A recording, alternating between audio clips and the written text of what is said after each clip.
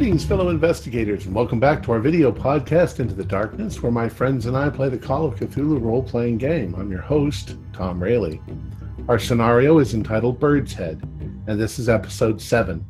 It was written by Mick Swan, who is also our GM, and the recap will be given by Thomas McKeon.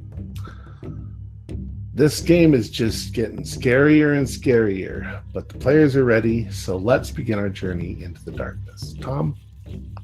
Thanks, Tom. So when we woke up the next morning in the abandoned village, we as a group decided to send Chime and the little girl back to the village that we came from. As a group, we then decided that we were going to make our way up into the mountains in an attempt to possibly find the tribe that left the village. We then also discussed our plans on kind of rerouting after we get to the mountains if we didn't find anybody. As we continued moving up into the jungles, we came upon a bridge. It was old and rickety. It seemed as if this was a well-used and well-maintained bridge by the village. We crossed. No one was lost, but there were several injuries of the groinal area, and we actually lost one of our boxes, some of our equipment. But we're fine. We continued moving forward. We decided to spend the night in kind of a little grotto, and as night fell, I, Arthur Morton, decided to line the camp with twine and cans filled with rocks. That night, I heard a can rattle, and when I awoke, I didn't find anything out of the ordinary, but a tree that hadn't been there before. I alerted the others. We awoke, and that's when Dr. White decided to approach the tree out of biological curiosity. He took out his knife, wanting to peel bark off of the tree, and instead awoke what appears to be a man-eating tree. The last hour of our last scenario was us fighting with said tree. We are currently in the middle of it. Dr. Damien has begun dumping gasoline on the tree. Dr.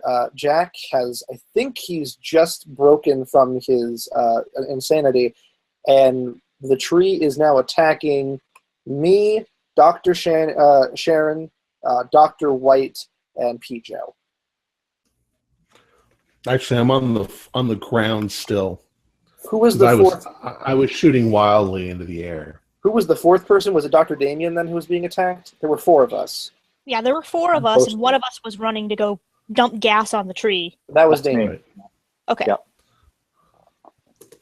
Okay, but it was Sharon's turn when we last ended. Yeah, so I was immediately, and I had my machete out, so I was going to try to hack at the tree again, since I'm kind of in close range at this point. I want to make sure, I want to see if I can get like another one of those arms off like I did last time. As I recall, that Arthur has also pointed out that if you guys can capture this thing, it might be worth $1 million when you get back to civilization. Fuck catching this thing! It's trying to kill us! A dead specimen will still be worth money. Which I completely missed this time to actually hit it, so it doesn't matter. And I'm grappled with it. Oh yes, that's right. Yes, well, it's going to attempt to attack Dr. Chase. Oh dear. With a 31, I'll let you have a dodge. Okay.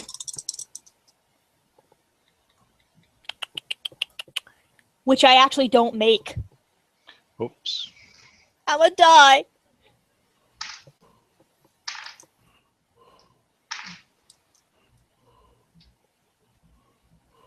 So that's 3 damage. Wonderful. It's just kind of clipped you, I think. Oh dear. Dr. White. Dr. White. Dr. White. Yep. Dr. White.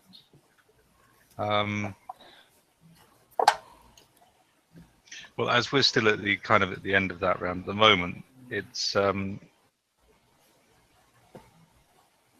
tentacle come branch, whatever this thing is, this grey appendage, is in the process of wrapping itself around you.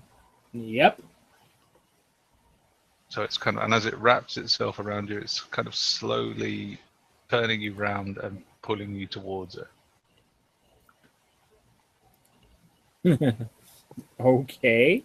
How much longer before that gas gets over here? Its tentacle is compressing your arms. You can't possibly raise your weapon while you're gripped in this manner. Okay. You can't set it on fire if it's got Dr. White pulled close to it.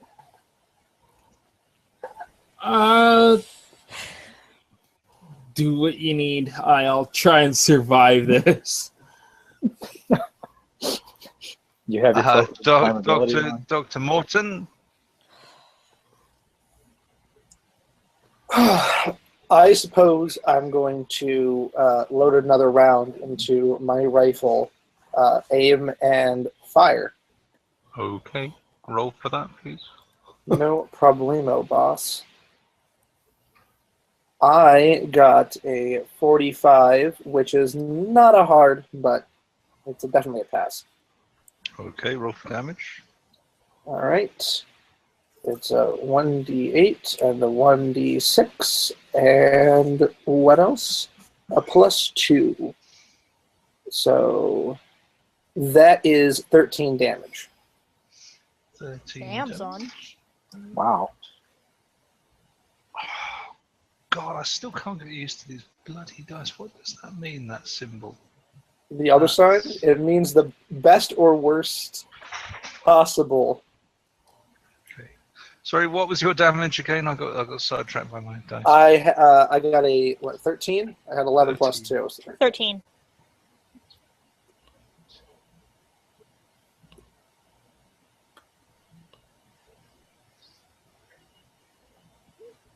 Okay. You blow a reasonable sized chunk off of it. It doesn't seem to affect it much, but a big chunk comes off the side of it. It's still kind of writhing. Does it have blood, or is it a plant? Does it just bark come off of it? Does it look noticeably weaker? I mean, there's a sort of almost kind of liquidy and sinewy core. It's very much like celery inside of it. Ew. I suppose would be the nearest analog. Plant matter is what it looks like. So it looks like xylem or phloem. It doesn't look like meat or anything. No. It definitely looks vegetable in origin. What the hell is this thing? Pijo. Yes, sir. I'm just gonna make a little roll here.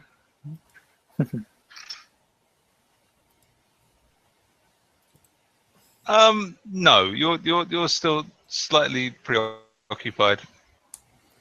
Okay. Well, as the last thing I remember is, since I was backing up on my, trying to get away from it, I was hoping to find a machete. In which case, I'm hoping to attack it, but like you said, I'm still out of my mind. Do you have a machete? No, I'm hoping there's just one next to a tent that I'm backing up towards. My question is, does Sharon still have hold of her machete? She got dinged there by that tentacle. She got smacked. Make a luck roll. Nope, 100. Do you want me to make a luck roll? I would like you to make a luck roll, please, but you'll need a hard or better. Okay. I got a 19, which is a hard. Okay. You do indeed find, by one of the packs, as you're crawling backwards, you find a machete. Okay. It's my intention on the next round to run screaming at the thing, swinging at it with my machete. Okay. I just hope that the thing that I'm running at is not one of the other players. Oh, God. Because I'm under the red mist. Jack. Will you make a listen roll, please?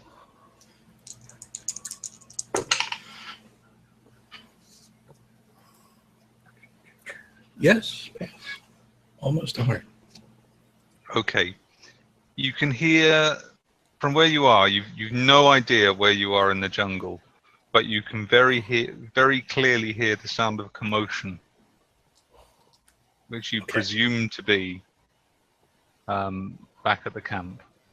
I'm going to try to gather my wits and slowly walk back towards the camp. Okay. It is pitch black, and you're in the undergrowth. It will take you a couple of rounds to get back there because you've no idea where you are. You can't see anything. Yeah, sure, and I don't want to step on anything either. No. Who knows what's in the jungle at night? It could be anything. All manner of creepy crawlies and long-legged beasties. Dr. Donovan, Yes. when we last left you, you were contemplating the immolation of the vegetation. But now, how close has Dr. White been pulled to the creature? He's currently about 5 feet away from it. Mm. The tentacle things are quite long. Perhaps I will set the gas down within a reasonable distance, because I can't set that on fire and immolate Dr. White as well, and draw my hunting knife and perhaps try to cut him free. Okay. It'll probably take you another round to get to the tree. I understand. I will yell out loud, "I can't burn it. Dr. White will go up with it." In the meantime, a number of the bearers are kind of appearing from... they've been roused from their sleep by the noise.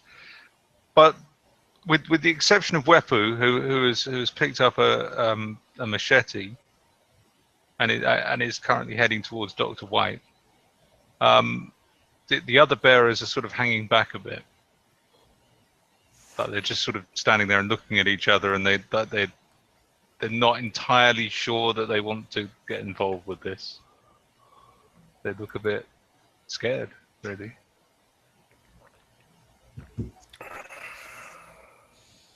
So, I don't blame them. next round. We shall start with Dr. Chase again. Yeah, You I have think effectively been disarmed by this. Yeah, I this think trash. now is a good time to back up and get at a safe distance, maybe try to steady my rifle at it. Okay. Give me a dexterity roll, please.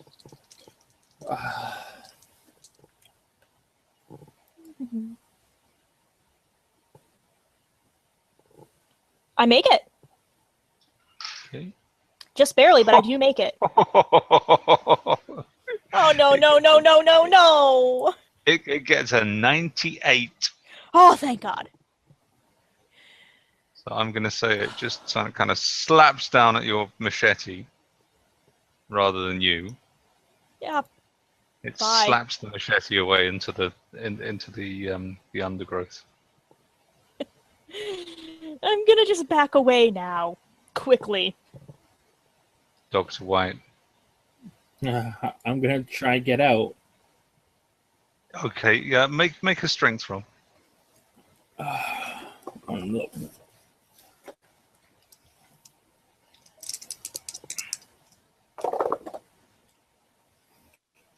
I fail. Okay. I got 43 out of 40. Is there any way I can spend luck to get out of this? Or no, because you're in combat. Oh yeah. Okay, it drags you. I mean, you're I'll say you're putting up some resistance. I mean, you're not going willingly, but it still it manages to drag you another 3 feet. So you're only a couple of feet away from it. Okay.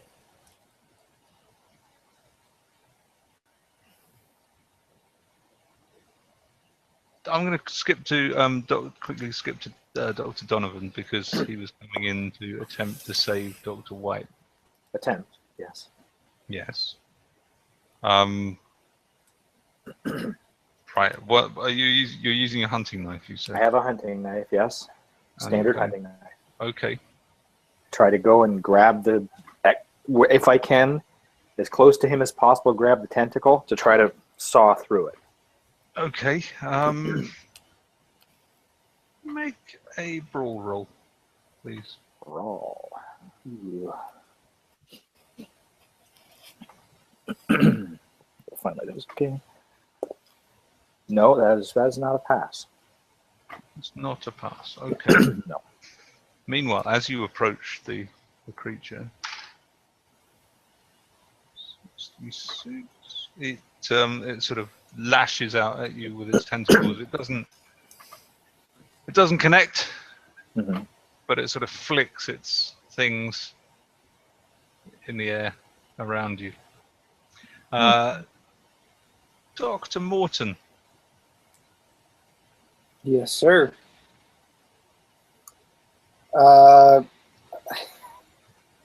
I'm going to slowly back up. I'm going to kind of slide my feet on the ground so that I don't trip. I'm going to load another round into the rifle. I've got 10. I've got 10 more in the rifle itself, and then I got to go get ammo. But I'm going to fire again. Okay. And pop 14.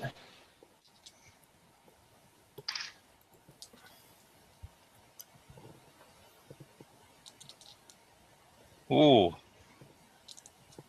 Oh, hang on. No, sorry, I'm the wrong thing. It's better. That seems to really do something that time. Okay. Sort of for a moment, it crumples and just sort of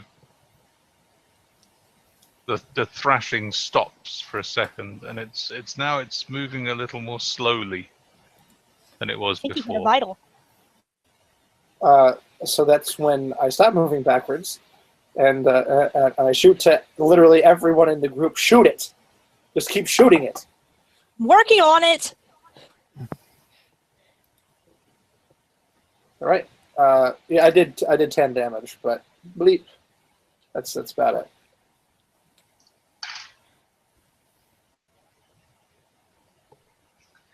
Okay, Pijo.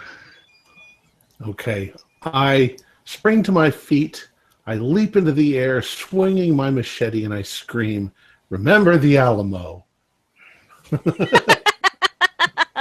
And I'm going to hit Joe, this. what the hell are you doing? I'm insane at this point. I'm just completely out of my mind, screaming and yelling at this thing and swinging at it. I hope I'm swinging at it. Roll. 10. Holy shit! Okay, roll for damage. How much is the damage from machete? It's 10, 1d6 plus damage bonus, I believe. See, my thing over here says 1d. Oh, it says 1d8 plus a d8. No. Yeah. Damage bonus, Damage probably. bonus. That's what it says. 1d8 plus damage bonus. Like, And I have totally the wrong amount for my machete. Let's see. Do I have a damage bonus? I do not. So I did 5 damage. 5 damage. But I'm hacking at it with complete disregard for my own safety.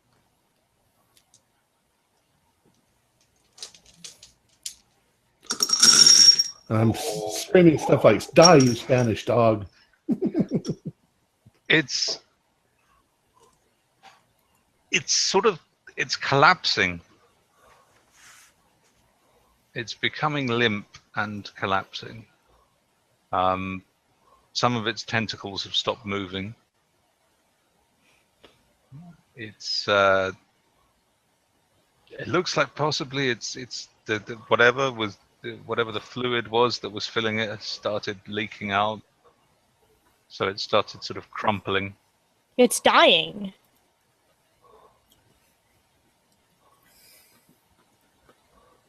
Ha ha ha, the Spanish ain't going to win this time, damn it. However,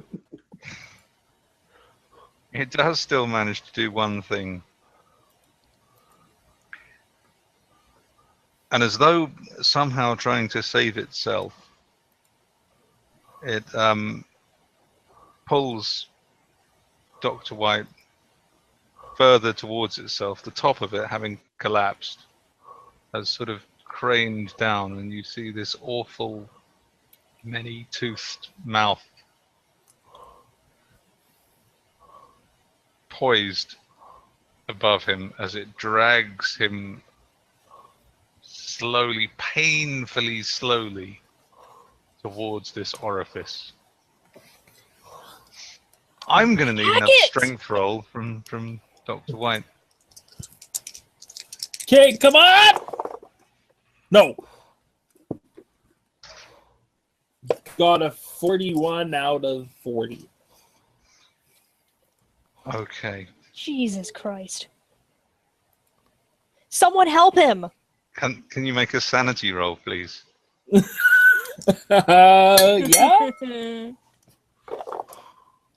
Why could I passed my sanity. Okay. I'm still going to need you to lose 1 sanity point for that. This creature, this horrible thing, hoists you up and begins to sort of draw you down inside itself, as though you're being swallowed alive. And at the moment, it has you gripped roughly about elbow level, and your shoulders are now inside this thing, and it's disgusting. There's just this horrible, putrid, sickly sweet smell, like rotten fruit, and you can feel it pulsing weakly around you. You're being eaten by celery. In Papua New Guinea, celery eats you. So, are you saying that his feet, legs, and lower body is inside of it? No, it's his shoulders sort of are. brought him upside down. Oh. His head and Yeah, his head shoulders. first. His Knees head and and toes. shoulders are currently But not his knees and toes. have Yeah. disappeared into the end of this thing where this horrible orifice was. It's- We should probably try to pull him out Yeah. eventually. Is the thing on the ground, or is it still kind of like standing? It's not as tall as it was. It started collapsing. It's missing a number of tentacles. It has large chunks of its central mass, its body, if you will, its trunk, have been either blown away or hacked away. Can we hack the tentacle that's pulling him? Yes. You Please. can try, yes. I was trying. Okay. I was gonna try to shoot the tentacle that was holding him. I didn't think of that. And at this point, Wepu has now reached the thing as well, with his machete out.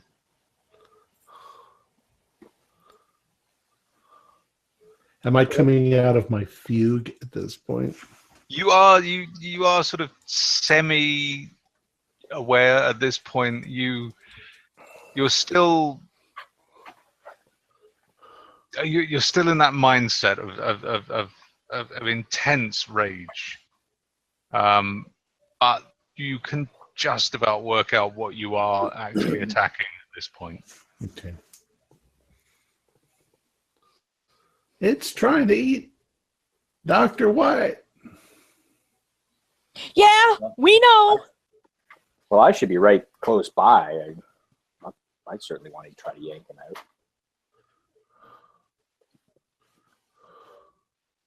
Hopefully it hasn't bitten off his head. Okay. Dr. Chase. I'm gonna try to shoulder my shotgun now that I'm some decent distance away and hit the tentacle that's got him. Ooh, with a shotgun? Shotgun 33 spreads out of 35. So I manage it. The question is, how did I even manage to do anything? I did 5 damage, so. Oh. It doesn't really seem to have much effect. The shotgun pellets just sort of stick into it. Well, I tried. You're gonna have to hack it. Dr. Morton. I'm going to load another round, fire right where I blew that big old chunk out. Okay. Roll to hit, please. I got a 60. It's still a pass. Okay, roll for damage. 8, 12, 14.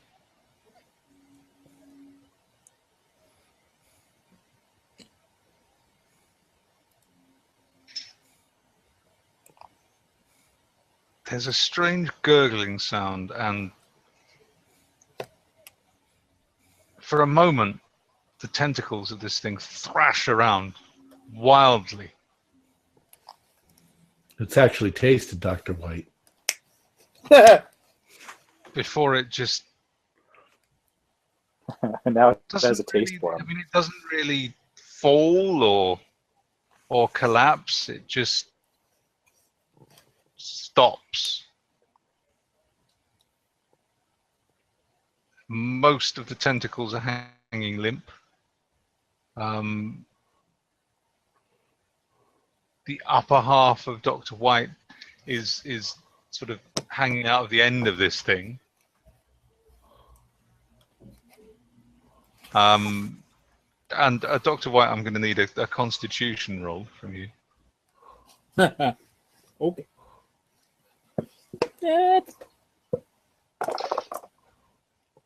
I fail. You have taken 2 points of damage. There's a really horrible burning sensation over your face, your neck, your arms. Like you've been scalded with something, but it's weird. It's a burning sensation, but at the same time, you feel cold. It's a horrible and unnerving sensation, and you at this point now you're fighting to breathe. You're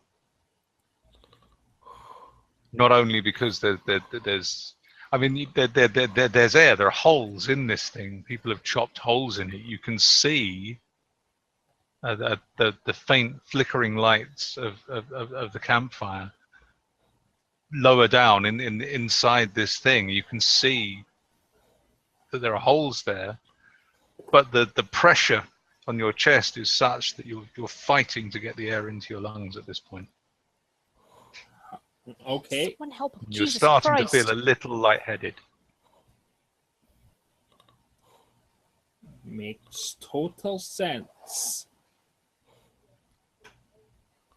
To the rest of you, however, and I'm going to say at this point, Jack has arrived back at the camp, looking very much the worse for wear. And I have an idea. Can I throw it at you? yep, go on. Yep. So as I was walking back towards camp, I'm trying to recover like what's going on, what happened, why did I run, and the adrenaline has flipped from fight or flight.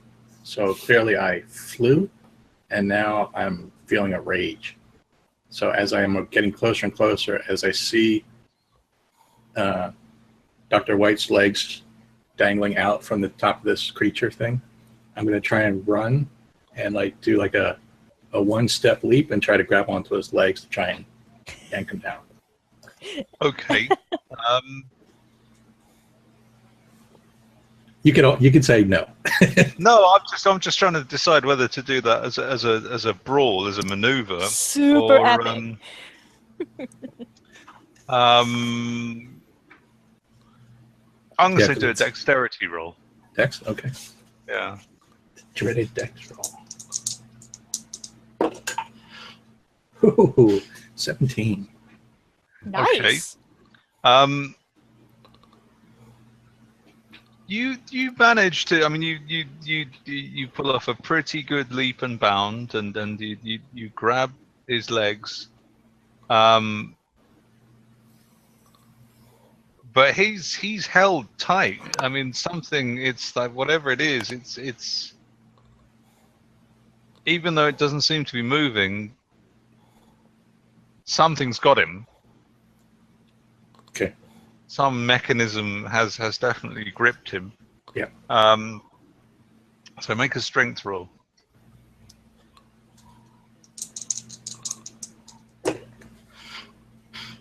That is also a pass. 28 out of 50.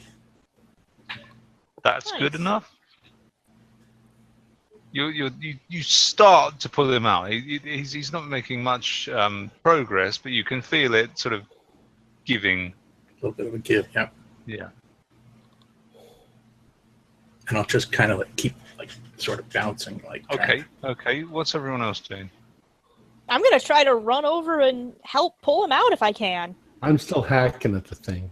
Yeah. Watch my Have feet. fun hacking at that.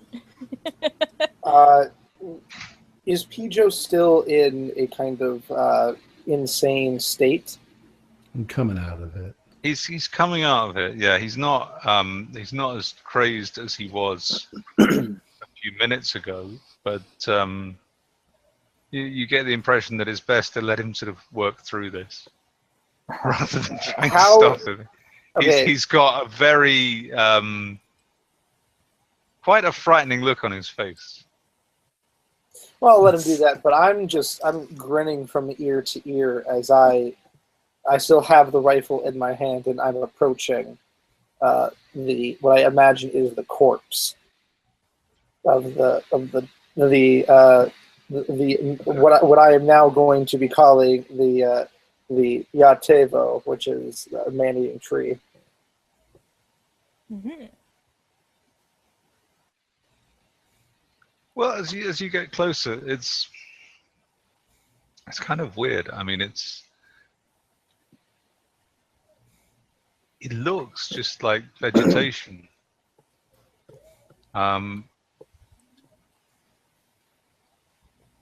But on closer inspection, the outer layer of the tree, which sort of looks strangely shiny, like almost like rubber. It feels more like metal. It's cold. It's very resilient. I mean, the inside, as I say, the inside of it is like celery. How But the- big? How big is it?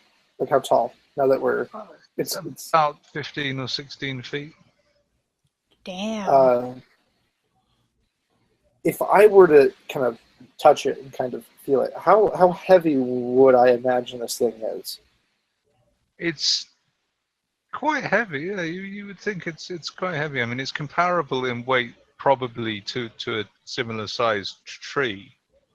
So a ton easily. Yeah, I mean, it's not it's not like bamboo. It doesn't feel like, it feels quite solid.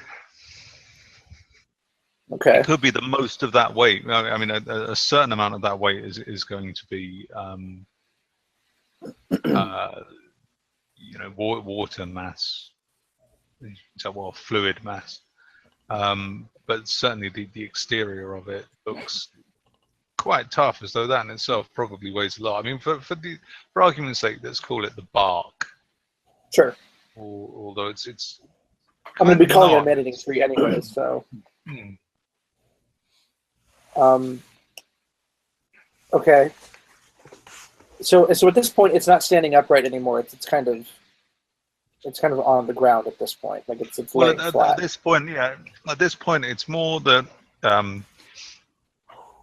the lower extremities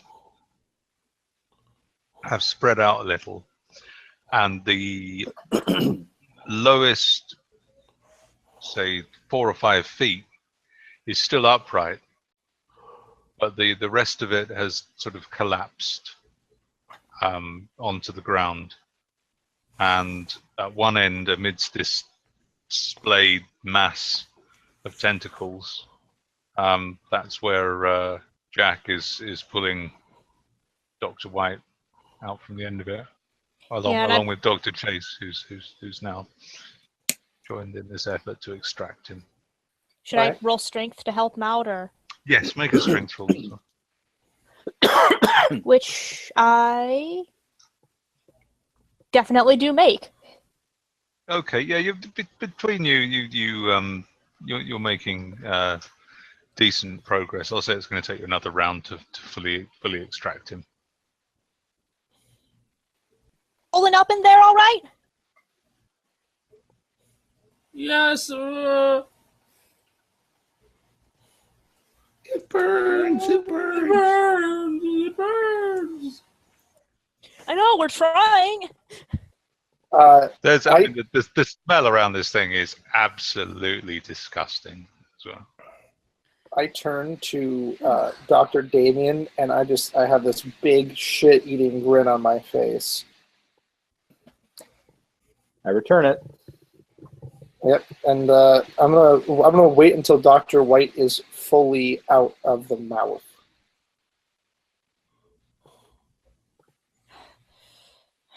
Oh, we just lost Jeff.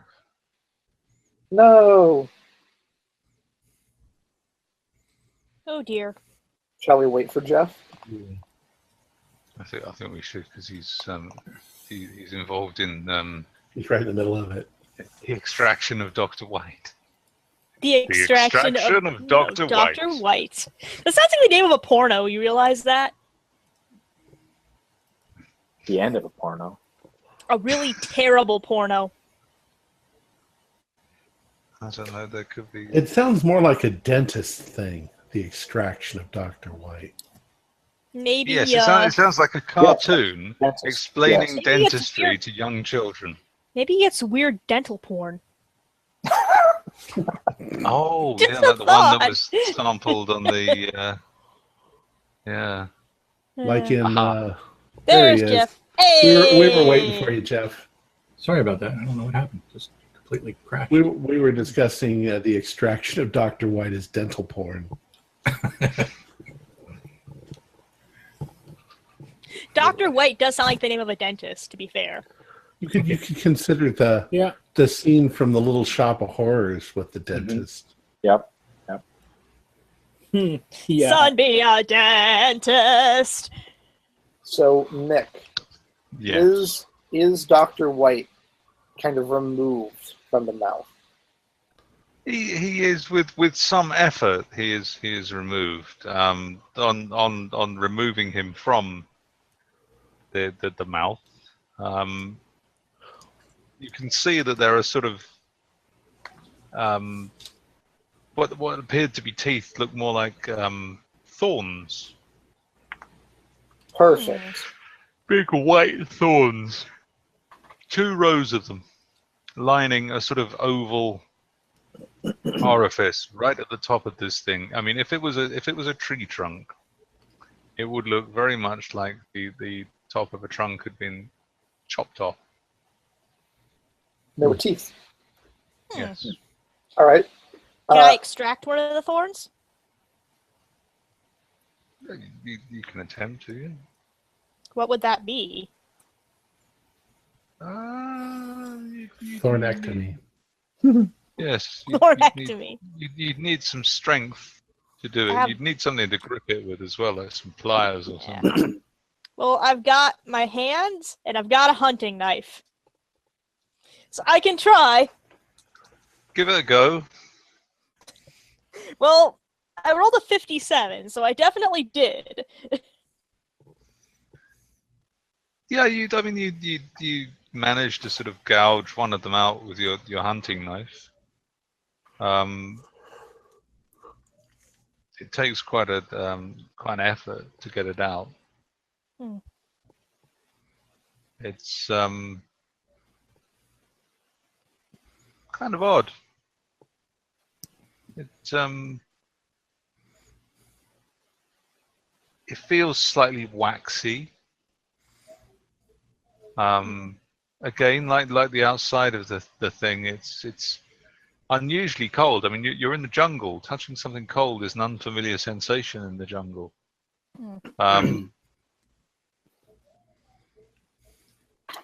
It doesn't look like plant material. It looks like ivory or some more like some sort of cheap synthetic substance designed to look like ivory. But it's not a biological material, even though it came from a living thing. It appears to be what you assume that it must in some way be a biological material. I mean, it's come from this thing that's clearly a living thing. Bone and ivory are biological materials too, so. Well, it could be enamel, so maybe it is a tooth. If it probably is probably a tooth. Well, I mean, you can consider too that roses have thorns on them, and they're extremely sharp and hard. So maybe it's keratin. It's just the way that it's produced. Yeah. Well, Dr. White, it's difficult for you to focus on this because you're in absolute agony. I'm going to remove my Bowie knife. I'm going to turn to Wepu. I'm going to point to the top part, the head. And I'm going to say, we're taking that. He looks at you a little askance and says, I don't know if that's a good idea. Why is that? You don't seem to understand. This could make us a lot of money if we were to take this head. Do any of you locals even know what the hell this thing is? No, but turns it on. It clearly says, an undiscovered species. They want to know if any of you know what this is, and they're all holding up their hands and just in a variety of dialects are essentially fucked if I know. You know, it's, you know, they don't know. They don't want it. They clearly don't. You don't need a psychology roll to know. They don't want to know what this thing is. Well, they're terrified. It doesn't matter because it's dead. Well, and we're taking that's what makes a scientist. You know, It's dead. A tree has just walked into their camp and tried to eat someone. Any legends? Any legends that have anything to do with this? No. Okay. You know, they say all anyone knows is you don't go up here. You know. Well, perhaps now we know why. Now we also know what to look for. Any silver trees? Ignore the silver trees. Gotcha. How do you feel, Dr. White? You okay? Burns it. Well, we better get you washed off. Yeah, somebody get some water on him. Something. I turn to Dr. Chase and I say, but first, and I hold out my hand for the machete. I say, machete would be very nice right now. Okay, so you know why go looking for my machete. Here, use mine. Right. Mine. Pocketing my tree tooth as I go. I take it and I lean down and I just begin whacking off the top part. Tentacles, teeth, everything. Okay. It's hard going. I mean, there's the bits that haven't already been damaged. It takes several blows to get through the outer crust, the bark, whatever you want to call it. Of this Do we thing. maybe have an axe with us? Or a saw. Yeah, there is an axe. There's a wood axe. Try That that. probably would work better than But the again, machete. you encounter the same problem. The material, the outer material of this thing is just incredibly resilient. Is it impossible to cut through it, or will it just take me a while? Oh no, it will just take you a while. Well, then we're going to keep going. We'll Axe, take machete, turns. I don't give a shit. Yeah. Well, does anybody have a camera? We could take pictures of it. Pictures we could photographs. fake. This, and I hold up a tentacle and say, you can't fake this. I should have actually probably. Okay, thought well, of just that. take the tentacle. Why don't you? Instead of the whole head. You take the whole thing because it fetches a bigger price. I'll Okay. take turns cutting. I'll go back to the campfire and get the axe and help. Best I can. How are you going to keep it from rotting over the next 4 weeks? Yeah. Oh, and that's why we have mason jars for the tentacles. We bring back the head in whatever state it is, and then we bring back the tentacles or pieces and bits in these mason jars that I fill with alcohol. Okay. Well, you do that. I'm going to try to see if I can help Dr. White get cleaned up. Is there any, like, lake water or anything nearby? Anything I can use to wipe him off with? Well, you've got canteens of water, and there is a first aid kit. There are sort of gauzes and got various bits of cloth that you can find. All right. Is there, like, slime sticking to him, or is he just burned? I mean, there's some stuff. There's like a fine layer of this almost mucus-like material attached to his face, his scalp, his ears. Part peel it off, part wipe it off. And you do. I mean, just from wiping all this stuff off, it's not burning you. You can feel a quite an unpleasant. Ugh. Quite an unpleasant tingling sensation in your fingers, and even the smell is starting to. Your nose feels oddly sensitized from the smell, as though it is having some sort of reaction. Someone get water. I'm going to see if I can get, like, a big bucket and one of the big, like, tankards that they have, maybe. And, It's all of our drinking water, but There's probably no Well- bucket. There might be a pail. yeah. Well, something that I can use to collect water of any sort. I'm immediately first going to look for any natural source of water to clean him off with. I'm not going to use our drinking water unless I have to. I mean, for your part, Dr. White, your vision is blurred. Your nose and your throat feel red raw. Your ears are ringing. You've gone the color of a cooked lobster. You're sort of bright red at the chemical moment. burns. Okay. And there's no indication that that it's still damaging you. Just it's as though it's just stimulated your nerve endings. It's like poison ivy sap. Yeah, you just feel just red raw. Wonderful. Uh, Not there. Sorry. Could we? Well, You have been severely exfoliated. I'm not feeling so good right now. I was just thinking if we had enough baking soda, you could make a paste out of the baking soda and put it on him. If there's any acid, residual acid, it'll counteract the acid. Maybe Wepu knows something. Maybe there's a plant in here that can help. Maybe there's something local knowledge of medicinal herbs or something. I mean, So I'm gonna. there are herbs you can put on burns and insect bites, but I couldn't find anything in the dark. Right. Got to wait until morning. Just try to wipe it Alright. off with some towels and stuff. I'm doing that. It's not helping. Do we have like anything that could be used as an anti-itch agent or an antihistamine? Anything that can stop Yeah, like poison there are ivy here? things. There are things in the film. Once you've got them cleaned up, you could make a first aid roll, I'll try. which like any first aid roll would at least sort of Yeah, I got a stop it 17, getting so worse.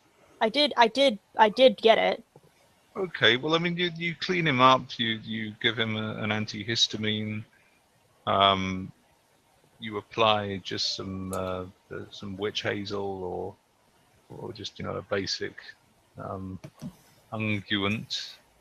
Dr. White, you get 1 hit point back, obviously from successful first aid.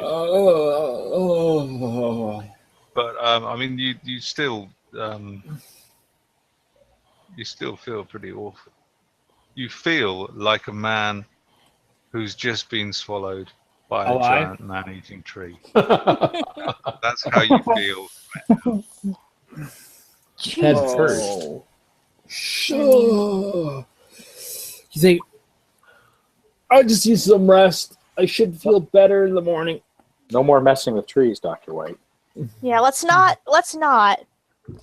We need to be more careful. If apparently trees are able to locomote, grab people, and try to eat them, then we need to be a lot more careful going in. More careful than I thought. Well, it's just Perhaps like we all those should. stories. Perhaps we should leave. Nah. We have a job to do here. Do you really think they're just going to let us leave? I mean, we have what we've come for, which is essentially an unexplained, unseen, unknown creature that no one else has discovered.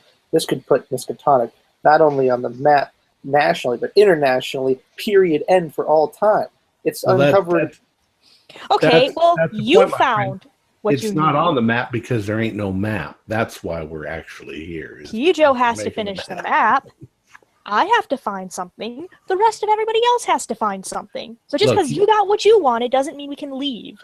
You have witnesses. We'll all testify that we fought off the giant tree monster. We can always lead an expedition back here again sometime and try to capture one of those things. Where there's one, there's more. There's gotta be. I smile. I say, you're right. We'll head up the mountain. We'll map the surrounding area. Who knows what we'll find? Well, my guess is we'll find more of those things. You just got to watch out for them. I say we head up, map the surrounding area, and maybe leave. Well, we're still looking for that tribe. True. What If we happened find to 'em? that tribe, Maybe they you don't leave. suppose, and I think back, you don't suppose maybe they went to go find that albino tribe. Or that albino tribe has anything to do with this, do you? I don't think that the tribes go looking for one another. I'm still banking on the idea that they're doing some ritual up here. Maybe. Or Maybe they are. They were running from something. I don't think they were running from the man-eating trees either. Well, something happened to them. Let's And go my find most out. likely bet is if they came across something that they didn't know how to deal with, they're going to probably find some sort of shelter. I bet they have some sort of shelter area they probably ran to. Well, we can speculate all day. Let's get moving. Well, once the Good sun point. comes up, of course. Once the sun comes up. I have a question, Mick. Yep. As Dr. Martin is dismantling this tree, I'm curious to check the roots and all. Is it does it appear to be like rooted in the ground and we just didn't notice this particular tree when we came in this spot, or does it appear to have like mobility? Well, that's the strange thing. At the base of the tree, it sort of divides into 3, for want of a better word, roots. Each of which divides again into these big, flat pads. which don't go into the ground, Don't go in. Okay. and they don't look like they would go into the ground. They look not unlike similar. There are smaller similar things on the what we've been calling the tentacles, which from a distance would look very much like leaves. Like gripper pads is what these. Yes, yeah. Like on a squid. Like feet. Interesting. So what I was getting at was that we need to be careful that if we spend another night here, that these things could come at us, and there might be more than one. Actually, point. actually, there's something else to look for. Is there a path that it followed coming to Good the camp? point. Yeah. How did it get to us? That would have definitely Yeah. crushed the undergrowth as it came through. You Yeah, can't it's really tell. huge. There's In no the way it darkness, couldn't it's have. difficult to tell. Okay, we'll check in the morning. Did it make any sounds when it was either attacking us or we were bothering it? Other than the sound of it thrashing around, But no vocal. no, there was a kind of sort of low gurgling sound just as it collapsed, as you killed it. It doesn't look like it has any kind of vocal cords of any kind. No, it didn't. It didn't make any. Ask Dr. White. He saw inside it. Maybe he can tell you. It's horrible in there. I think Dr. White needs to rest because he is.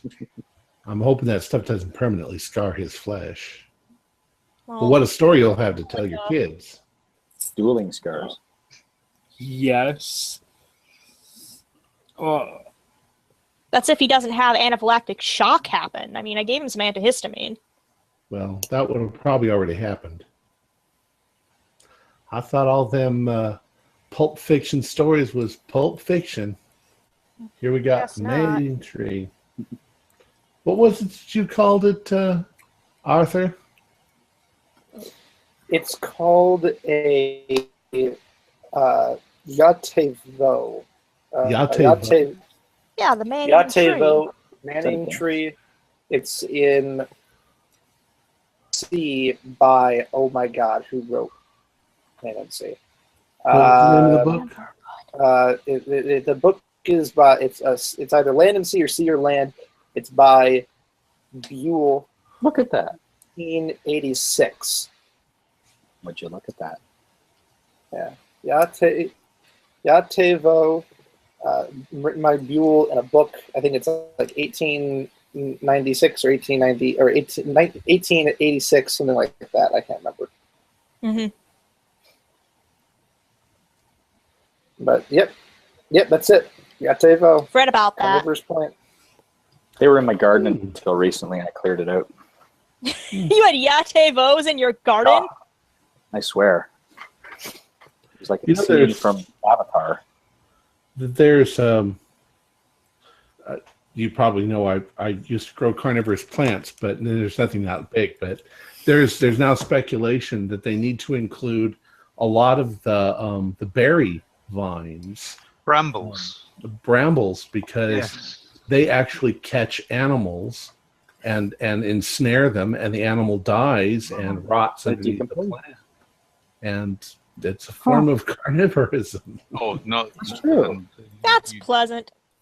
have to pull sheep, and you have to cut sheep and lambs out of the bramble up here all the time.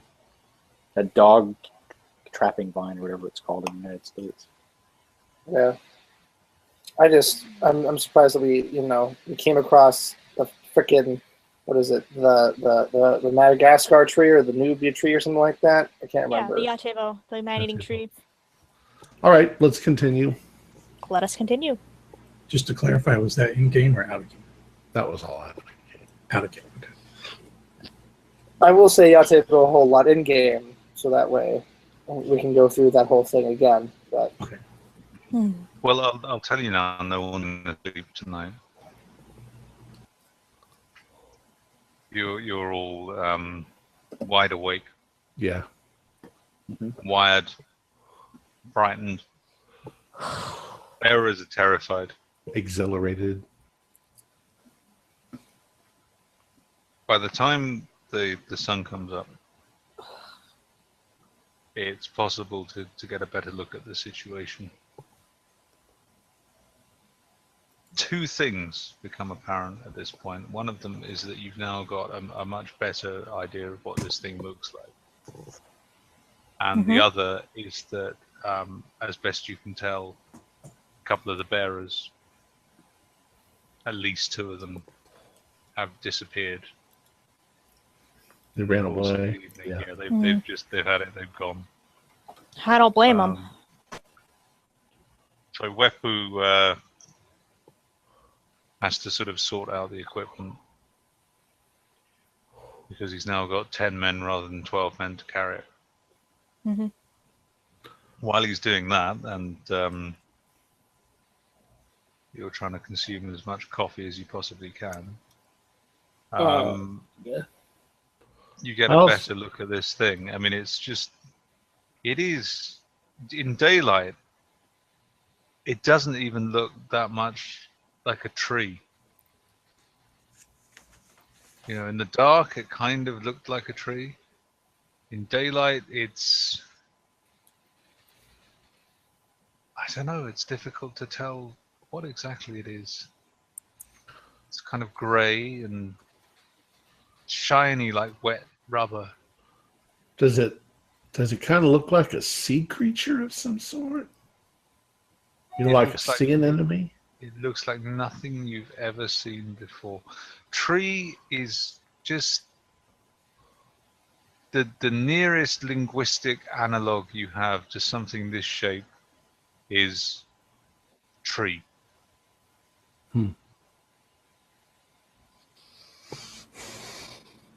Well, if it looks like a duck and walks like a duck. Well, it looks like it might be vegetable, but then there's just something just not right about it. There's something you can't express it. You don't have the words to express what it is about this thing that's wrong, but something about it is just wrong. I'm afraid that I can only look at it superficially because I don't have any kind of biology, but I can the biologist look at it and see if he thinks that it's an animal, vegetable, fungus? Well, I can try. I can try to help at least. Well, Is it not classified in any of those? I'll make a roll for biology. I'll try as well, I think, because I have some bio. I got 59 out of 75. Yeah, I also made it. 43 out of 73. Well, you examine this thing, and again, it's so difficult to classify it. Overall, it seems to be some form of plant life.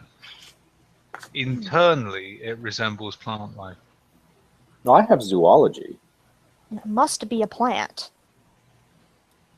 Well, it's possible it doesn't qualify as any of them. It's something really weird, especially in the fungus field. There's all sorts of weird things.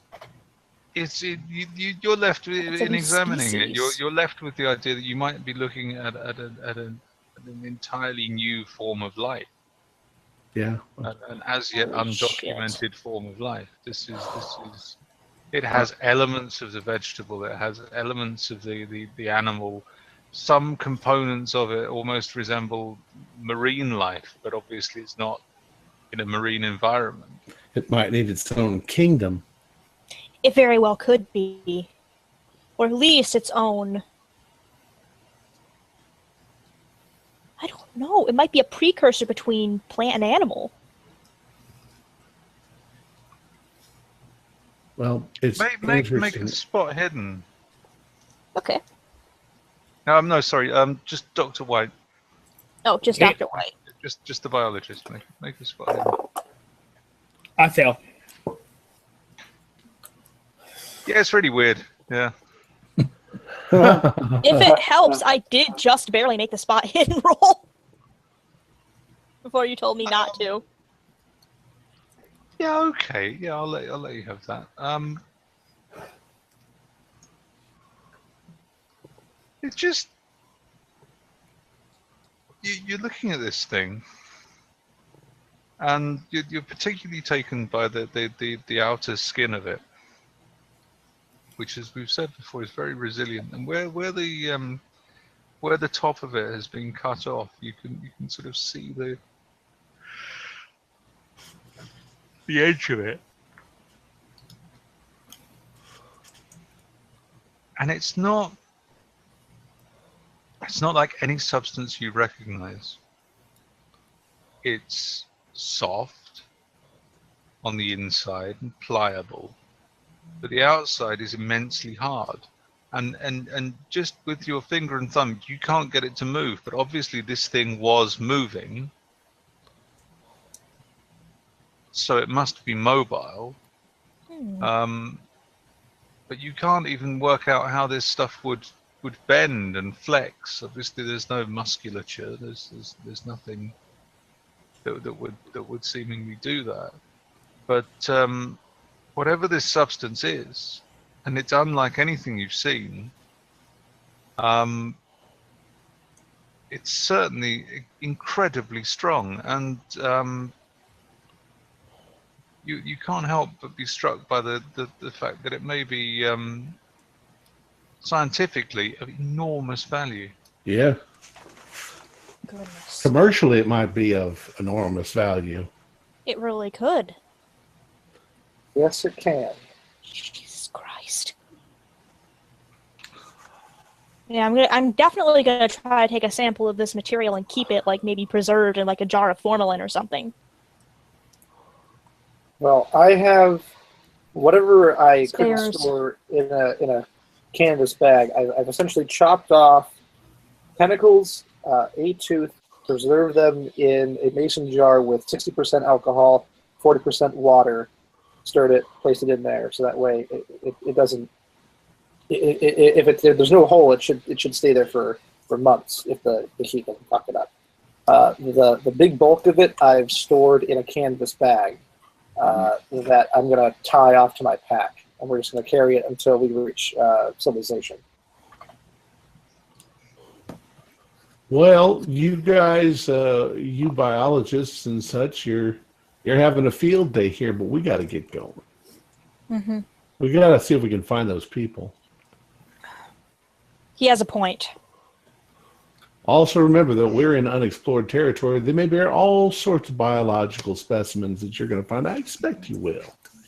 Right. But that's not what Gotta our keep moving. mission is at the moment. Very exciting. I'm sure it's very exciting for you. Leaving your campsite then, and heading off further up the trail. You once more see evidence of human movement. You can see the odd footprint here and there, and certainly signs that people have moved through there before. You're definitely on the same path you were on before. Are we continuing to climb the mountain? It is. You're slowly ascending. Yes. Okay.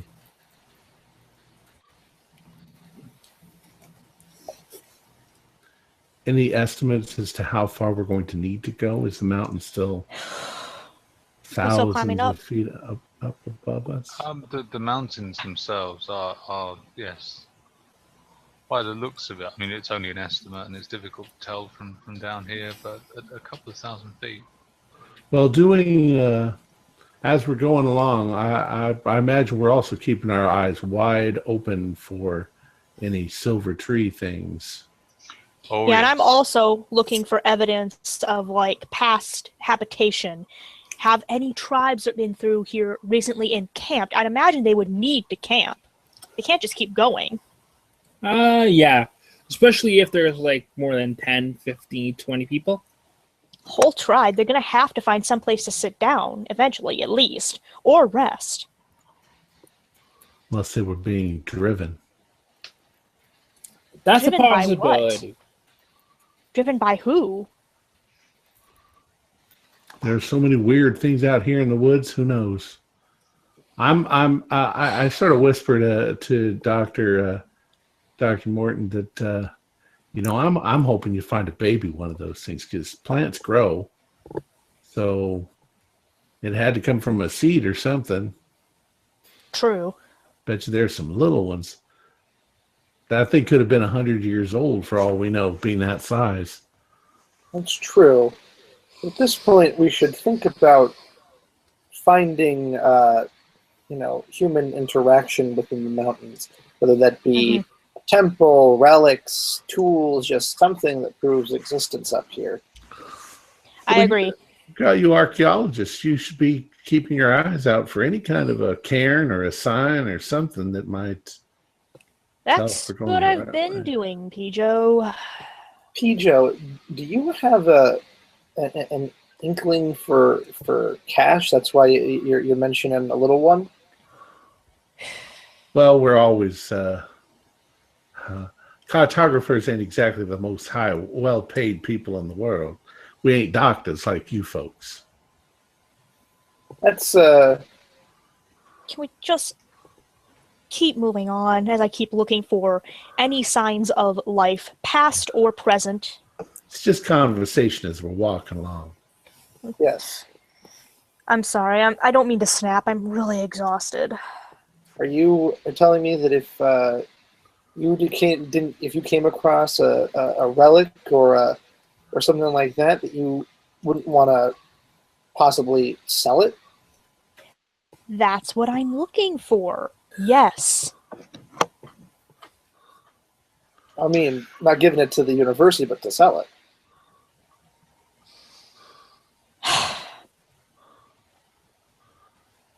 It's a hard call, and it depends on the size of the relic. If it's something like a temple, I can't really sell it, No, but you can sell a location. I suppose. If it's In something any small, case- yes. But In any case, how are we doing? What do we find? Is the camp following along behind us, or? The bearers are following along behind you. They're smoking their roll-ups, and I'm willing to carry some of that. Their buoyant character of that's exemplified them so far on the trip has very much left them. They look freed. Well, I'm going to go back there and at least help carry some of this shit. Who's carrying the tree thing? The top, I am in a canvas bag. Sharon is also carrying some samples with her as well. I have a sample of the tooth. I've got a sample of like the piece of the bark and the core, as much as I could get. Okay. I mean, the top of it's quite big. It's quite heavy. Yeah. So Which is why I've tied it to my pack. So I'm probably sticking to the back. I don't want to slow anybody down. We can take turns carrying it if you need. I'm a big guy. Sure, that'd be fine. It's your sample.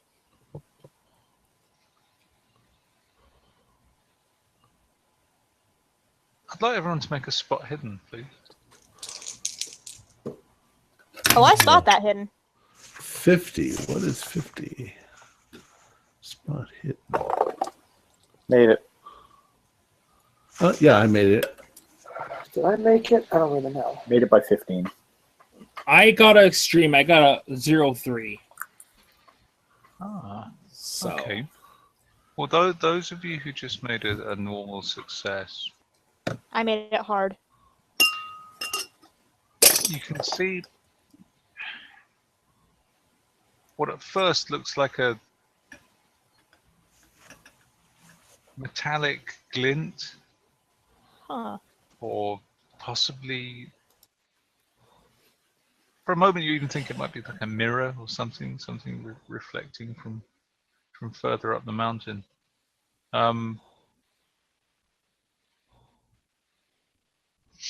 But Dr. White, to you, it's you catch it at a slightly different angle. Okay. You just glance at it. You see the same thing, this glinting. But for a moment, you just see it through the trees at a slightly different angle, and it almost looks like the top of a cone. It's like a point, almost like the nose of an aircraft, almost. Huh. I mentioned to him, like, hey, do you guys see that? See what? And I kind of try to get over at his angle. It's just sort of poking just above the tree line. Well, About binoculars. Yeah. You don't see it? About 120 feet above you, up the mountain. Made Corey go insane. Yeah. I'll pull out my binoculars and try to see it. Mm-hmm.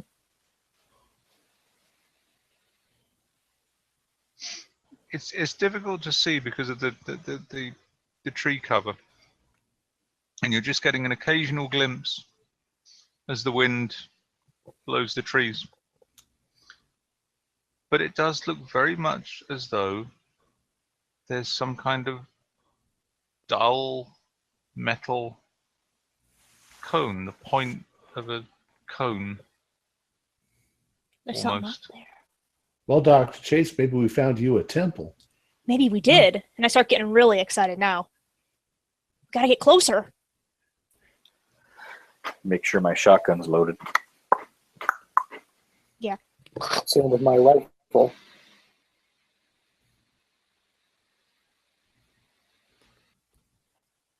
Now we're going to have to do a couple of switchbacks to get up to it, or is that where we're going?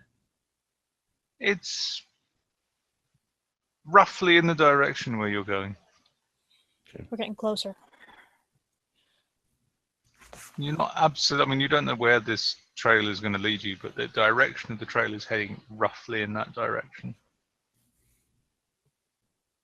I mean, and you can see that there's an incline up ahead that seems to be quite well trod that heads towards it.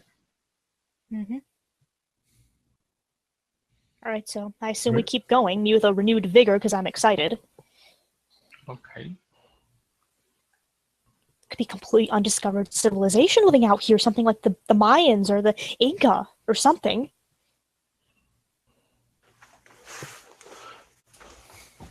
15 minutes up the trail. Can someone give me a listen roll? Sure. No.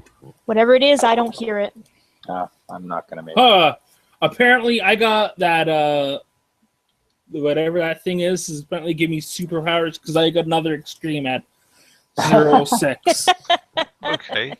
Having recently rather violently had all the earwax cleaned out of your ears,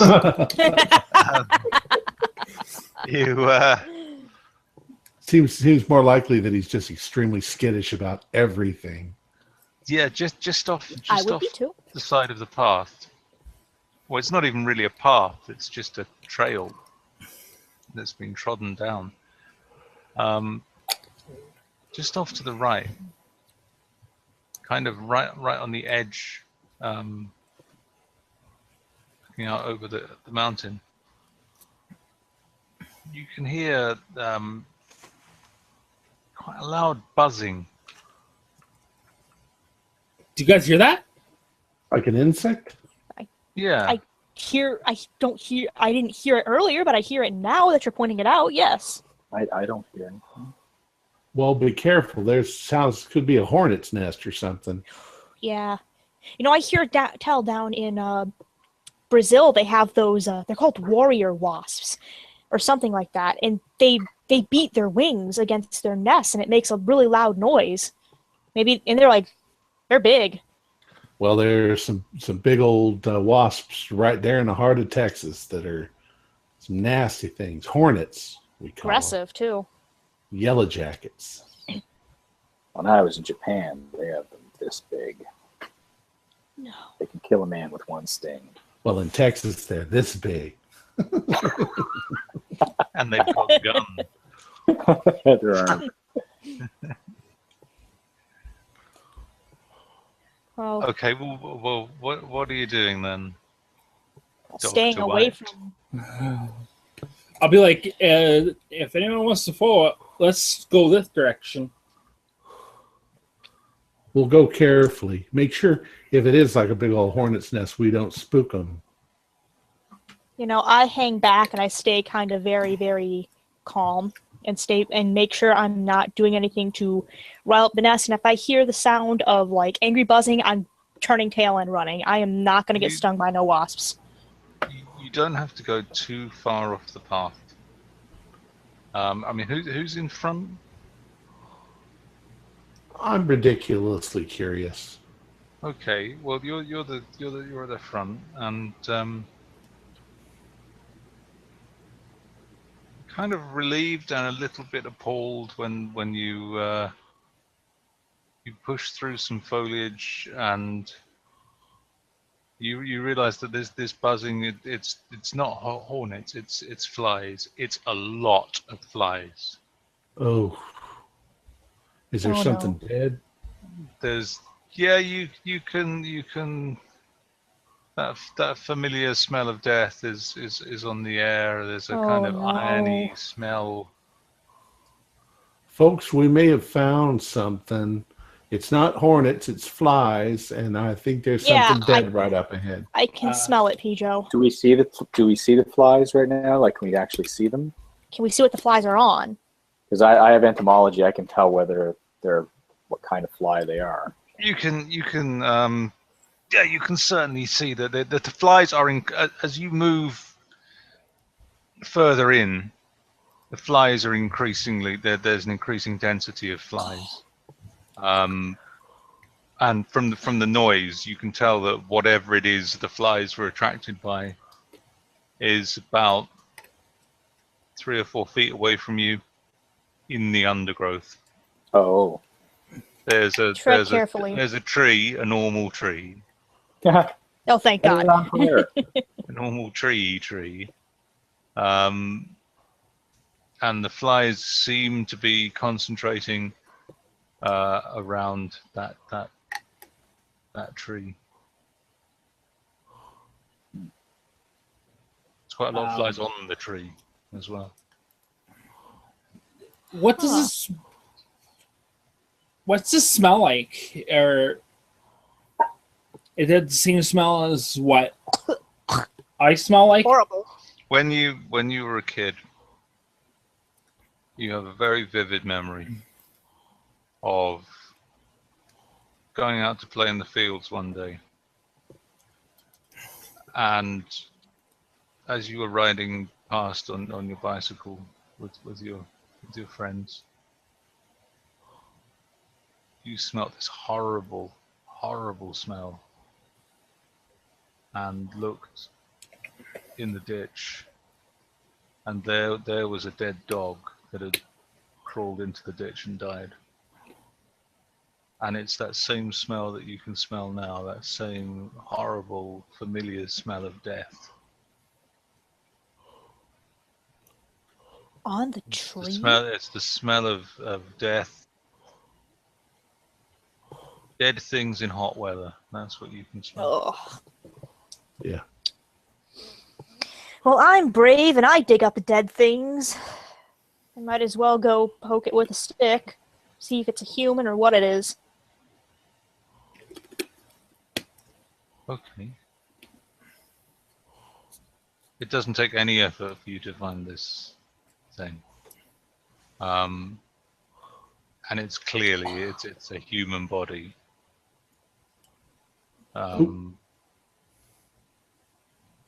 It's a person. It's a Yes. human body. Sanity loss? I think there will be in a minute. Yes. Yeah. I mean, at the moment you can just see the feet, the legs, Oh no. sort of sticking out of the undergrowth.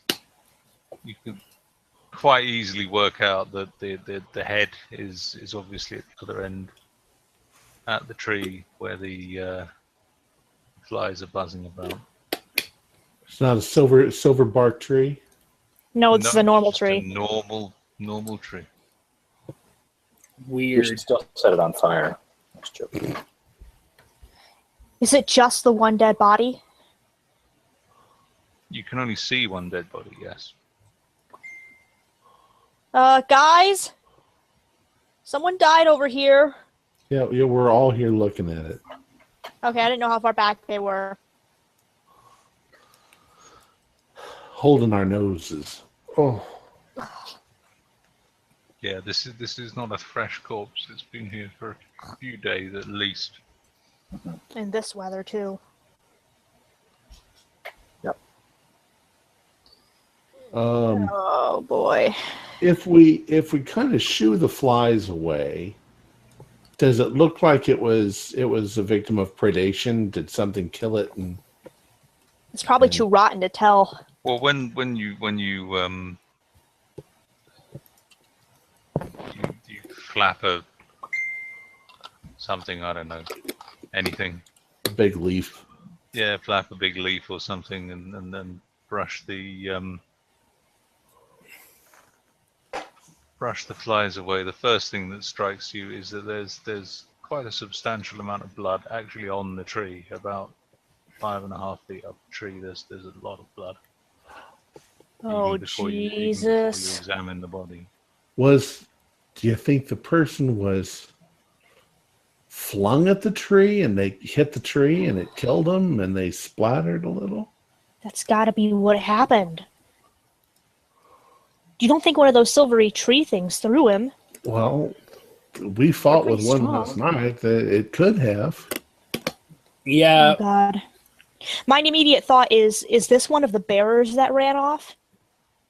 He would have run the wrong direction. Well, the Yeah, bears he's- would know. you even without any medical knowledge at all, you can tell that this body has been there for more than one night. Okay. You probably said this, but does it look like adult or a kid, or just by like the? Well, nope. I'm not sure. Are you going to examine it? Well, I just want to look at it like from the I mean, distance. as you can see, as best you can see, it looks like an adult male. Okay. I just failed a constitution roll, so I'm like, I'm gonna walk away.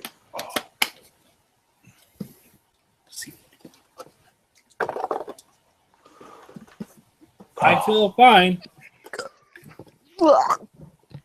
I'm sorry. I need to leave. Oh God. Okay, well, Dr. White, are you going to examine it? If Yeah, you're let the biologist look. Ugh. yeah, and you're a biologist. You've got I'm not gonna some touch. expertise. I'm not gonna touch it.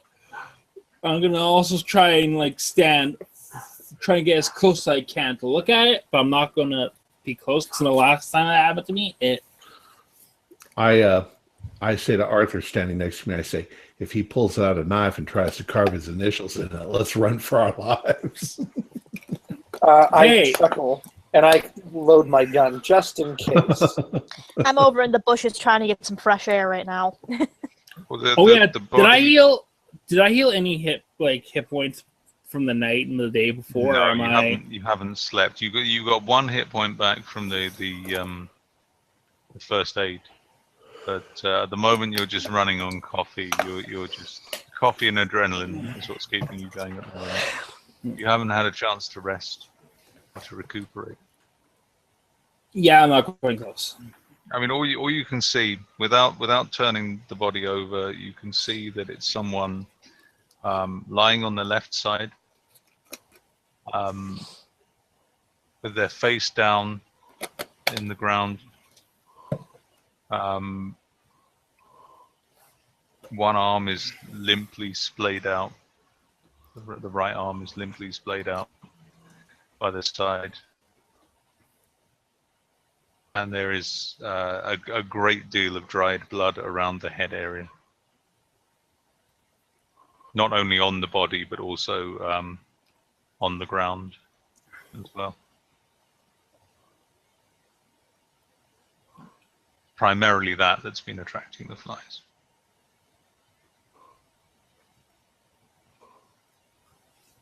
Okay. That sounds good.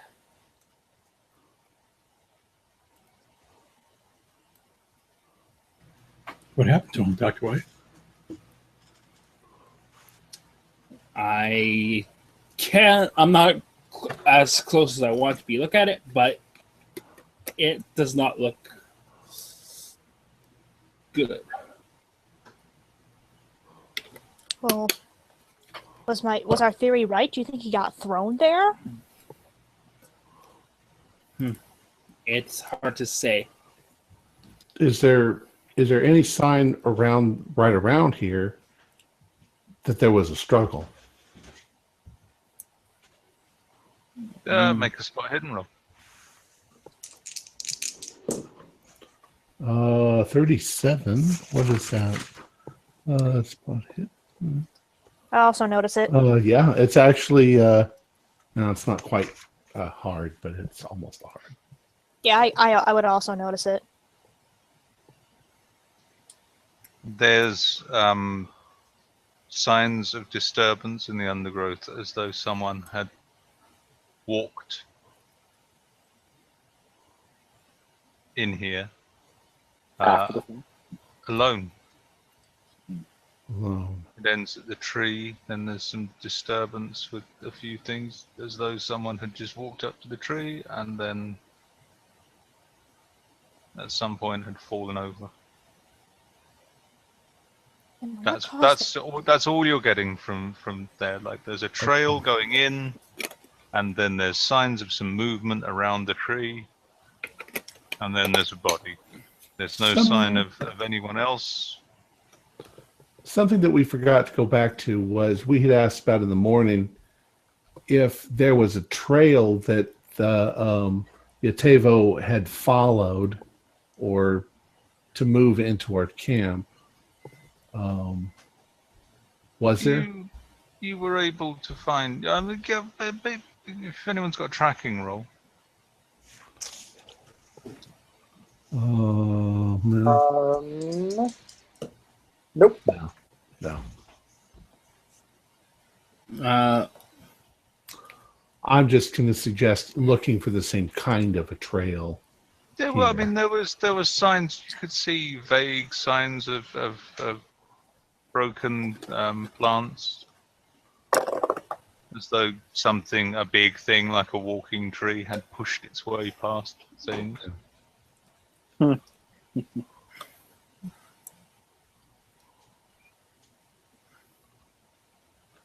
So is there any sign of anything like that here?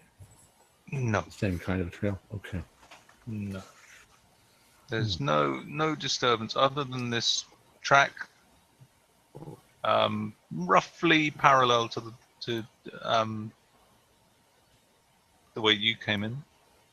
So it looks like the person walked up to the tree and then kind of exploded? That's what it seems like.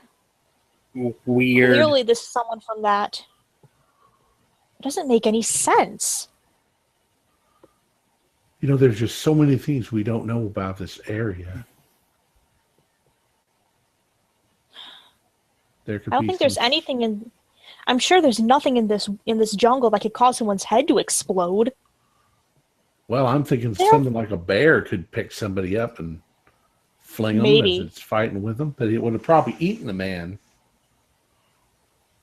Does the man look like he's been eaten at all? Big gigantic chunks of meat missing? Last I saw, he was too rotten for me to tell. From what you can see, you can't actually see any injuries at all from the way he's lying. Okay. He's face down in the ground. And there's blood around the head and blood on the tree.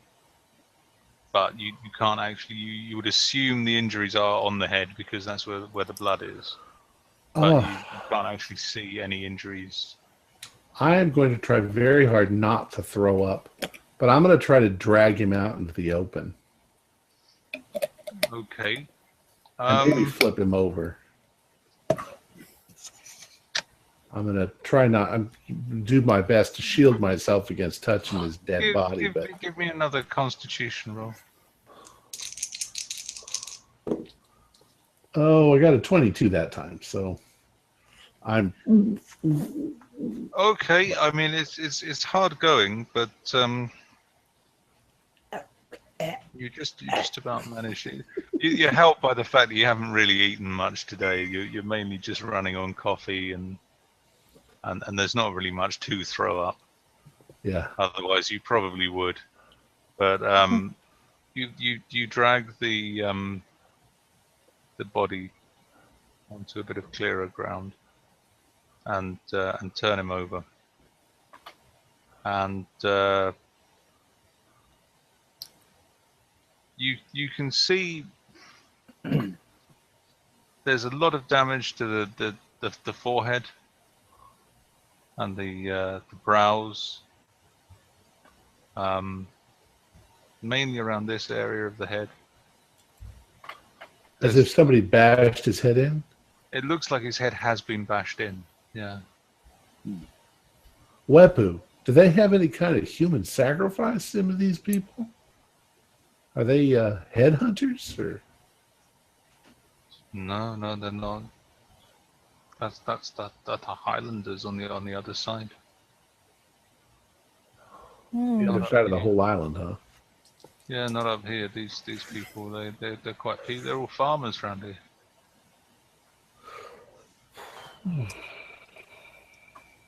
All right, I'm gonna leave it to the biologists at this point because I don't want to look at this. Well, my best guess is maybe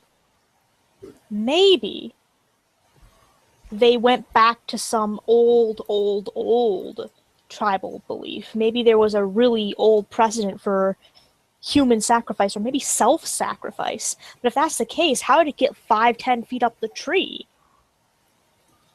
Does it look like splatter? The blood is about 5 feet up the tree. Which, make an idea roll. Someone make an idea roll. I'll let the biologists do that. Okay. Oh yeah, I make it. Yeah, it occurs to you that the blood, looking at the size of the body and the size of the tree, the blood is pretty much at head height. He bashed his own head in. Is that even possible?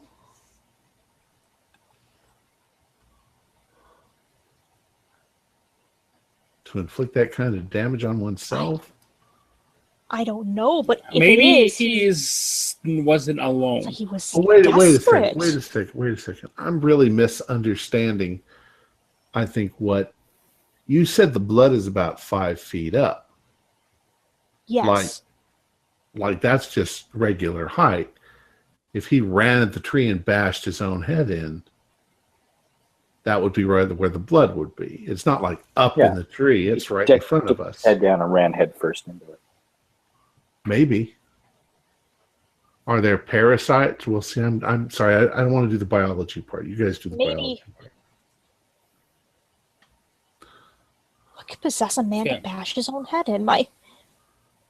I'm just trying to figure this out and think on this, and I'm like, I'm completely at a loss. Maybe he went crazy or something.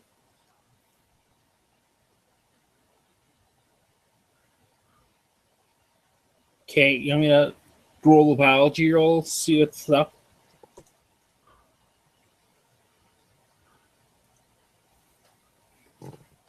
Okay. I mean, I did make a biology roll, if that helps. Well, there's a lot of I failed. You failed it. Dr. Chase, there's a lot of fly eggs.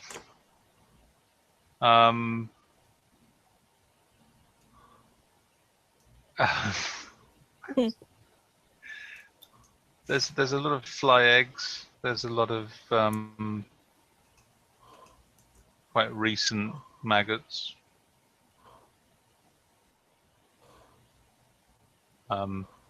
It's obviously attracted a great deal of flies. You can see that.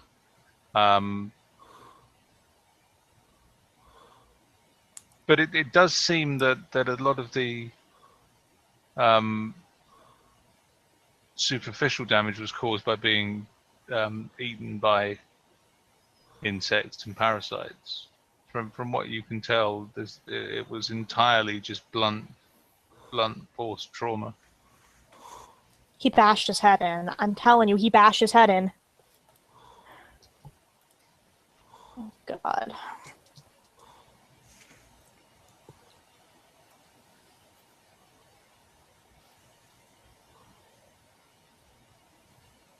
Well, if you say so. How far along in the day are we at this point? It's about 1 o'clock in the afternoon.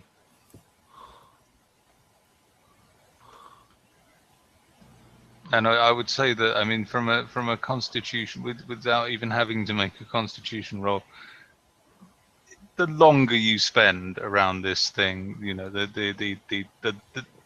more potent the smell becomes, especially since the body's been turned over. Oh, we should bury it if there's nothing. We'll bury the poor guy if there's nothing to glean from looking at him anymore. Good or point. walk away. Or walk away and let nature take its course. It is the jungle. At this point, I don't think it would do much good. He'd probably fall apart in our hands. Ew. Well, let's just move on. Move on. Find some place to camp. Try to forget we saw this. Well, let's camp with it out of Yeah. smell. Away from the body. Well away from the body. The bearers are smoking more heavily than usual. All right. How do the bears? Probably. How do the bears feel about it? Do they is burying like a Western thing, or is this? Does this upset the bears at all? Well, actually, if Doctor if Arthur wants to give us an anthropology roll, I can. What is my anthropology? I'm all set. I got a 50, so it's a pass. okay, yeah, Dr. Morton can fill you in on that, and he would inform you that for most of the tribes in this part of the world, they tend to practice sort of ritual mummification. Although some of them are endo-cannibals, so they actually consume their dead. But even the most depraved endo-cannibalistic culture would, I think, not be willing to consume this corpse in the state that it's in. Yeah. I tend to want to default to how the bearers would want to treat this body. Like I want to try to like give them the respect that they deserve. They don't want anything to do with it. Then that's fine by me too. Let's go. I agree. Let's go. Yeah, you don't want to push any of our Western Right, that's what I was thinking. push on them. So I want to make them understand that we're on their side. So as I say, I'm helping them carry shit. But I'm also giving them a reassured, slap on the shoulder, which may be a Western thing, but I think they probably understand what we're doing. You get the feeling that they seem to be happier when they're moving. Yeah. They don't particularly want to be hanging around near any of these things. They really don't seem to like the idea that Dr. Morton has taken a bit of this thing with him. But I mean, they're not sort of mutinying or anything like that. They're not generally a violent people, are they? No. All right. Jack, though, when you're walking along with Wepu, he mentions it, and he says that the reason they don't want to bury him is because, or the reason they don't want to perform a funeral rite for him is because he's not part of their people. That actually was. It's to do with ancestors. He says it's a way of honoring your ancestors, and he isn't. They don't know who he is. Yeah, that makes sense. So that and you find if you find a dead person in the bush, you don't have anything to do with them because the ghost might follow you home. That leads me to my next question, which was, is there do the individual tribes, do they identify themselves in any way physically? Is there any way that we would know that gentleman was the part of the tribe that escaped the camp, or you know what I mean, one of the ones that fled the empty camp? Well, normally people would wear a different headdress or a nambas, like a penis cord, or some of them wear rope belts or vine belts or things. But this body was completely naked. Okay. And he wasn't wearing anything, which is unusual because the people, I mean, for example, the penis cord is there to protect you against things like insect bites and stuff. I mean, obviously, it's quite a large, long gourd, and it's become ritualized, but it's nonetheless, it has a basic protective purpose. But he was wearing nothing. No jewelry, nothing. Which would then be considered unusual. It's odd in and of itself. Yeah, okay. So continuing on. To the Silver Dome? To that. It's a bit further than you can reach in one day, but as the light's going to be going soon, you strike camp. The evening is largely uneventful. The sun goes down, it starts getting dark. You notice that the bearers are just smoking, and they're not really chit-chatting or mucking about in the way that they have been previously. Before, they've just been treating it as a bit of a laugh and a joke, and you got the feeling that they were just relaxing after a hard day of carrying packs about. But now they're just strangely subdued. They're no one else has gone missing, but their exuberance is gone. Even Wepu now is starting to look a little bit concerned. When questioned about it, he'll tell you that he's fine. Everything's fine. I'm fine. The boys are fine. Everything's okay. But you can see very clearly that they're doing a very bad job of hiding their feelings. That they are really not happy. Despite that, however, the evening is uneventful. Nothing else wanders into camp. Some of the bearers take it in turns to keep watch. Nothing happens. And in the morning, their mood has improved a little. They seem to be expecting something bad to happen again, but nothing happened that night, and Okay.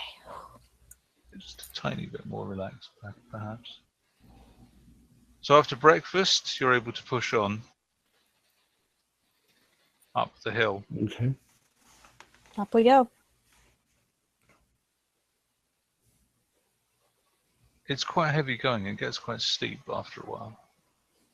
And the foliage closes in on either side.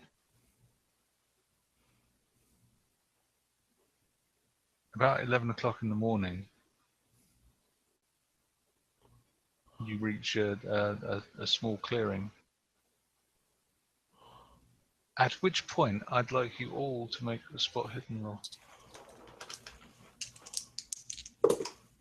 Ooh, 5. Oh yeah, I hard make it. I oddly, well, Fail. No. I think. Yeah. Just give me a second here. I got 13 out of 6. Actually, I just make it. So I shouldn't have used my new dice. No more new dice. There we go. The bearers have a sit down and they're having a smoke, as usual. And you, for want of anything else to do, you start just sort of absent-mindedly looking around this clearing.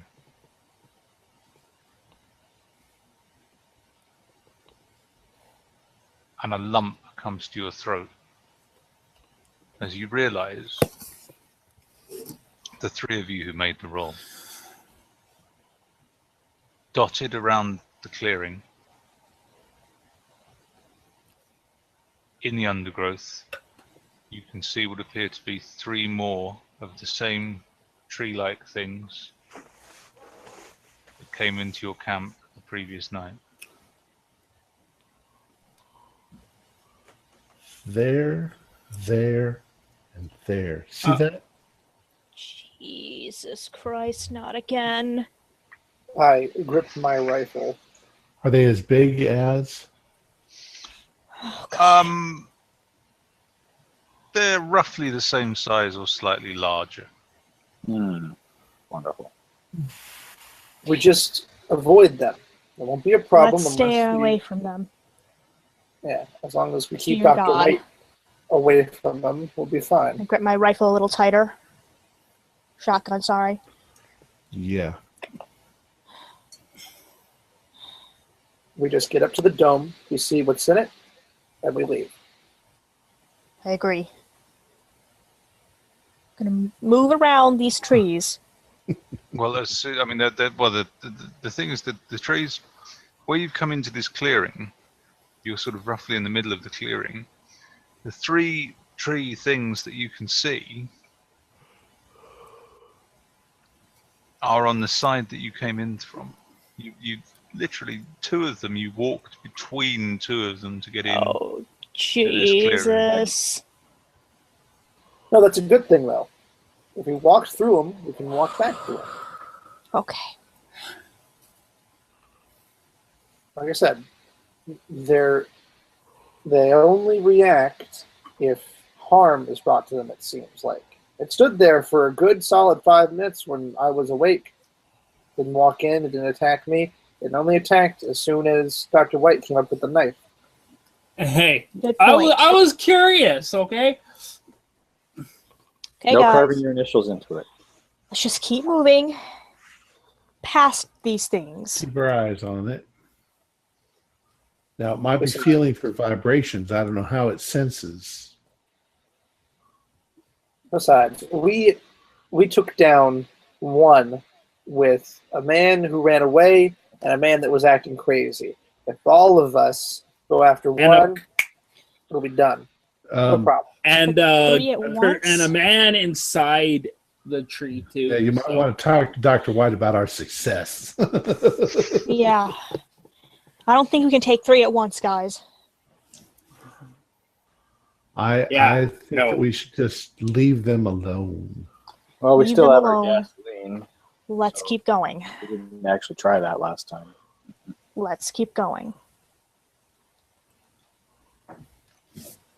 Birdman. But let's not ignore them. Let's keep an eye on them as Right. well. Absolutely. I agree. Okay. There's a question. If they, what's attracting them? Could it be the light from the central fire? Could it be the smell of us? It could Something be the is smell of the attracting dead them. guy, the dead tree. Well, then they would have gone over there. But Yeah, I wouldn't go why swinging did they around come? in front of them. Why did they come to our camp over there, and now they've come to our camp here? There's something here that's attracting them. It's got to be either the fire or our us. smell. I'd say it's maybe our smell, because if they're predators, albeit passive predators until they're within grabbing distance. Mick, can I ask you a question? What is the sound of the forest? Is there birds chirping? Is it just silent? You can hear the kind of background noise of insects, but no, you can't hear any birds. Are there any primates on this island? Monkeys? Haven't seen any. Not in this area. So it just so maybe they're nomadic. They move and then something lands on it and then it just snaps it. Right. Like I think it's fly Right. trap. It waits until something comes up underneath it and it grabs it. Yeah. Yes. So we just I think that it's not that they're following us. I think just there happens to be 3 of them here. But someone should stay up if we do move past here and we find one in our camp. Someone needs to be I on agree. watch. The bearers are going to need to be on watch, and they have been. Well, have you ever seen this little insect? It's called a praying mantis. Yeah, I've seen I one. know what you're talking about. If you watch one of these things hunting for insects, it moves like the wind is blowing a leaf. Moves slowly, takes a little bit of a step each time, gets a little closer until it's close enough, and then it grabs. So that's my guess, is that these trees also, they sense something, they sense our smell or something, and they slowly move in. Pijo, until they're stop. close enough. Pijo, I don't want to think about this. Can we please all just move on and keep an eye on the trees, please? Just keep an eye on them. Yeah. Okay, Alright. so what are you doing then? I'm trying to get the party to move away from this area and get away from the trees so we can keep going. Well, yeah, we got to keep going. Okay. You reach the edge of the clearing. Heading towards it, you can quite clearly see the point of this cone from where you are. It's maybe 80 yards away. And as you get to the edge of the clearing, you turn around to check on these trees. And you can quite clearly see them on the other side of the clearing, walking towards you. Oh, shit. And on that note, we will end this week's session. Excellent. We're going to get So- fucking caught by trees. So they're coming up behind us. Surrounding us.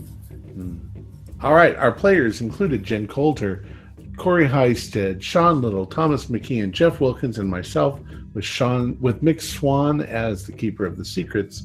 Our musical intro, Birch Run Primal Drive, was composed by our good friend Kevin MacLeod, and it is used royalty-free under a Creative Commons Attribution license. We currently are producing 4 shows a week with music and sound effects added in post-production in order to create a richer listener experience. We provide audio-only versions of our show free for you to download from Podbean or iTunes. If you'd like to help us continue our show, you can visit our Patreon account. Just $1 or $2 a month will help us out a lot. Like, share, and subscribe to our channel for updates on our latest shows. And leave us some comments. We love hearing from you. You'll find links to everything I mentioned in the description below.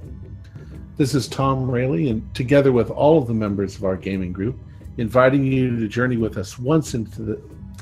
Boy, I just can't read today.